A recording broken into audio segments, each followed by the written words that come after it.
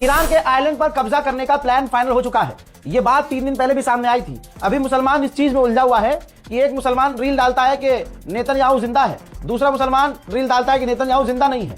हकीकत यह है कि हम इस चीज में उलझ गए हैं और ईरान के खिलाफ जो बड़ी बड़ी खबरें आ रही हैं उस पर किसी का ध्यान नहीं है। रिपोर्ट यह है कि डोनाल्ड ट्रंप प्लान कर चुका है कि हमें अपनी फौज को खर्ग आइलैंड पर उतारना है। इससे अमेरिका को बड़ा फायदा होगा अगर खर्ग आइलैंड पर कब्जा हो जाता है, क्योंकि ईरान का मैक्सिमम तेल का जो भंडार है खर्ग आइलैंड पर है और पूरी दुनिया में तेल का जो बिजनेस ईरान करता है वो खर्ग आइलैंड से ही करता है। तो ये दोस्तों खतरे की घंटी है ईरान के लिए और ईरान के लिए बुरा समय है। डोनाल्ड ट्रंप ने लगभग पूरी दुनिया को धमकी दे दी है कि अगर आप मदद को नहीं आए तो हम भविष्य में आपको नुकसान पहुंचाएंगे और मैं ये याद रखूंगा कि तुमने हमारी मदद नहीं की। आपको पता है पैन में पेशाब निकल जाता है दूसरों का, ये अकेला ईरानी तो था और इसके बाद कोई और ईरान पैदा भी नहीं होगा। तो ऐसे में खबर आ रही है कि यूरोपीय यूनियन के जो ऑफिशियल्स हैं, अफसर, वो भी सोच रहे हैं कि स्ट्रेट ऑफ हॉर्मुज खोलने का जो ऑपरेशन है इसमें हम क्या कर सकते हैं। अमेरिका और इजराइल का जो हमला होता है सिविलियंस पर होता है। आपके सामने गाजा लाइव एग्जांपल है। रेड क्रिसेंट सोसाइटी जो है ह्यूमन राइट ऑर्गेनाइजेशन जो है, जो घायलों को अस्पताल लेके जाती है, उनका इलाज करवाती है, खाना पानी वहां पहुंचाती है, मलबे से लोगों को निकालती है। रेड क्रिसेंट जो ईरान की ऑर्गेनाइजेशन है, रेड क्रिसेंट, इसके भी ऊपर इनके दफ्तरों पर इस्राइल अमेरिका ने ईरान में हमला किया है। اینجا یکی از پایگاه‌های جمعیت هلال احمر استان تهرانه که نزدیکی این پایگاه مورد اصابت شدید قرار گرفته. شیشه‌های پایگاه ترک خورده.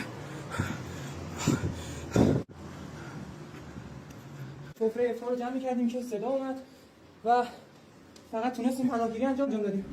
उधर इराक के अंदर आतंकवादी संगठन एक्टिव हो चुके हैं। मामला बिगड़ गया है।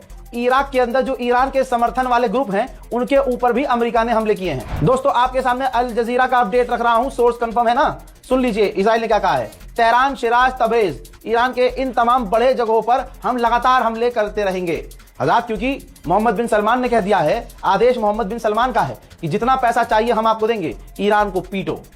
ये है बिन सलमान। इजराइल ने कंफर्म किया है कि हमने ईरान के एक पैसेंजर विमान को उड़ा दिया है जिसका इस्तेमाल सुप्रीम लीडर करते हैं। बता दूं आपको कि मुज्तबा खामनाई जो फिलहाल सुप्रीम लीडर हैं, उनके बारे में खबर यह भी आ रही है कि वो रशिया तो हैं ही, लेकिन जब वो घायल थे तो व्लादिमीर पुतिन ने अपना स्पेशल जहाज ईरान भेजा था और उसी जहाज से वो मॉस्को पहुंचे हैं और उनका वहां ऑपरेशन हुआ है, सर्जरी हुई है। ऐसी खबरें आ रही हैं। इस पर ईरान चुप है और इस पर रशिया भी चुप है। मेरे दोस्तों अब ईरान के हमले कम हो रहे हैं। ऐसा लग रहा है कि ईरान की मिसाइलें खत्म हो रही हैं या ईरान को इतने जख्म लग चुके हैं, क्योंकि देखिए ग्राफ देखिए, हवाई बातें नहीं कर रहे, आपको खुश करने के लिए हम यहाँ नहीं बैठे हैं।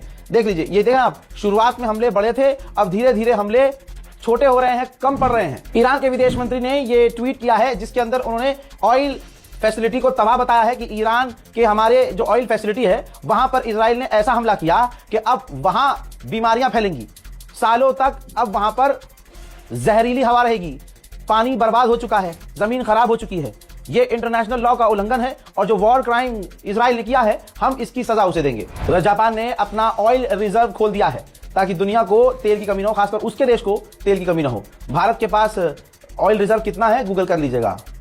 मोदी सरकार आत्मनिर्भर। रूस ने कहा है कि ईरान के मेनाब स्कूल पर हमला जो किया गया जिसमें बच्चियों का नरसंहार हुआ, इसकी सजा किसी न किसी को तो मिलनी चाहिए। पाकिस्तान का एक ऑयल टैंकर हुर्मुज को क्रॉस कर चुका है। भारत का भी एक ऑयल टैंकर जो है स्ट्रेट ऑफ हुर्मुज को क्रॉस कर चुका है। आगे बढ़ने के बाद भारत की नेवी उसको एस्कॉर्ट कर रही है। बता दूं कि अमेरिका ने खुद कंफर्म किया है कि ईरान और भारत के बीच, इंडिया के बीच स्ट्रेट ऑफ हुर्मुज को लेकर कोई ना कोई डील हुई है। ये अमेरिका के ऑफिशियल ने भी कंफर्म किया है। ईरान का खुमैन शहर है, वहां पर स्कूल के ऊपर अमेरिका और इजराइल ने हमले किए हैं। कुल मिला के लगातार बच्चों के किंडरगार्टन, स्कूल, यूनिवर्सिटी, ठीक है, विज्ञान संस्थाएं, इस तरह की जगहों पर इजराइल और अमेरिका हमले कर रहे हैं और उनका यही कैरेक्टर है। मोदी सरकार भारत में कुछ भी कह रही हो, कुछ भी कर रही हो, लेकिन इंटरनेशनल अखबारों में भी लिख गया है कि जो भारत के अंदर जो होटल्स हैं, जो रेस्टोरेंट हैं, वो डीप फ्राई करने वाले आइटम बंद कर रही है। ईरान ने ऐलान किया है कि हमने 18 लोगों को गिरफ्तार किया है जो आतंकवादी संगठनों में शामिल थे। अब सुनिए जो बड़ा खुलासा हो रहा है। डोनाल्ड ट्रंप ने और खुद अमेरिकी जनरल्स और डोनाल्ड ट्रंप के एडवाइजर ने मिलकर नेतन्याहू को मना किया था कि ईरान के ऑयल रिजर्व पर, ईरान के तेल की संस्थानों पर हमला मत करना, क्योंकि इससे तेल के दाम दुनिया में बढ़ेंगे और दिक्कत सबको होगी।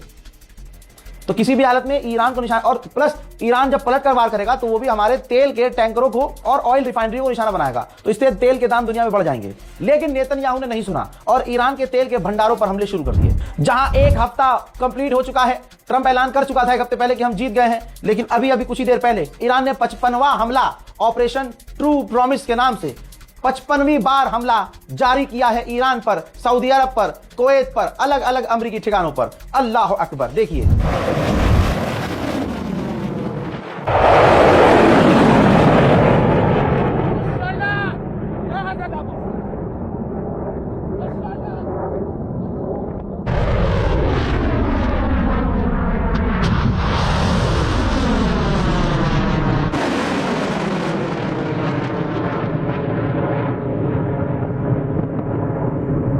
उधर ईरान के चाबहार पोर्ट पर अमेरिका ने बड़े हमले किए हैं। उधर जर्मनी ने आखिरकार, जो हमेशा अमेरिका के और इजराइल के साथ होता था, जर्मनी ने डोनाल्ड ट्रंप को झटका दिया और जर्मनी ने कहा कि हम नेटो का कोई रोल नहीं देख रहे हैं स्ट्रेट ऑफ हॉर्मुज में, नेटो का कोई रोल नहीं है। तो यानी डोनाल्ड ट्रंप जो भीख मांग रहा है और धमकी दे रहा है कि मदद को आओ, जर्मनी ने भी साथ छोड़ दिया है इस मुद्दे में। चाइना ने कंफर्म किया है कि भैया हम हर तरफ से बात कर रहे हैं, हम अमेरिका से भी बात कर रहे हैं, हम इजराइल से भी बात कर रहे हैं, ईरान से भी बात कर रहे हैं कि जैसे तैसे स्ट्रेट ऑफ हॉर्मुज खुल जाए। मोहतरम हजरात, फिलहाल के अपडेट में इतना। इस रिपोर्ट को शेयर कीजिए, अगले अपडेट का इंतजार कीजिए। जय हिंद।